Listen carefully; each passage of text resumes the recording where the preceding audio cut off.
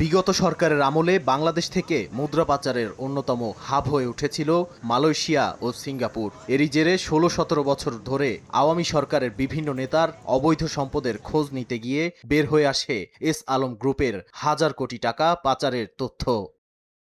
বিতর্কিত ব্যবসায়ী এস আলমের বৈশ্বিক সাম্রাজ্য এখন আন্তর্জাতিক তদন্তের মুখে। সাইপ্রাসে সম্পত্তি বাজেয়াপ্ত ও সিঙ্গাপুরে $1 বিলিয়ন অনুসন্ধানের পর এবার নজরে এসেছে কুয়ালালামপুরের রেনেসা ও 4 পয়েন্টস বাই শেরাটন হোটেল দুটি। মালয়েশীয় কর্তৃপক্ষ আনুষ্ঠানিক ব্যবস্থা এখনও না নিলেও বাংলাদেশ সরকারের পাচার করা সম্পদ ফেরানোর জোরালো উদ্যোগের কারণে এই বিশাল সম্পত্তি এখন রয়েছে কঠোর নজরদারিতে।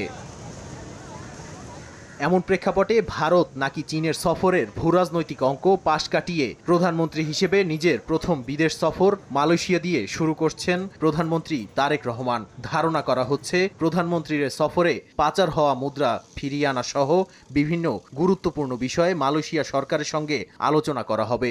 সফরের দ্বিতীয় দিনে মালয়েশিয়ার প্রধানমন্ত্রী দাতুক সেরি আনোয়ার ইব্রাহিমের সঙ্গে তার দ্বিপক্ষীয় বৈঠক হওয়ার কথা রয়েছে। কূটনৈতিক সূত্রগুলো বলছে এই শীর্ষ বৈঠকে দুই দেশের বাণিজ্য ও বিনিয়োগের পাশাপাশি পাচার করা টাকা ফেরত আনার আইনি ও কৌশলগত দিকগুলো অত্যন্ত প্রাসঙ্গিক হয়ে উঠবে।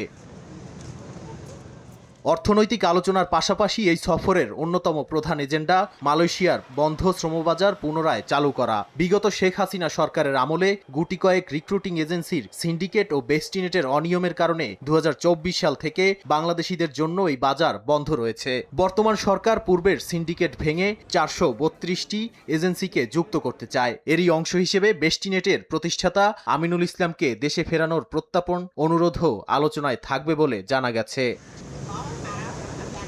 নাদিম মারজান, সময় সংবাদ।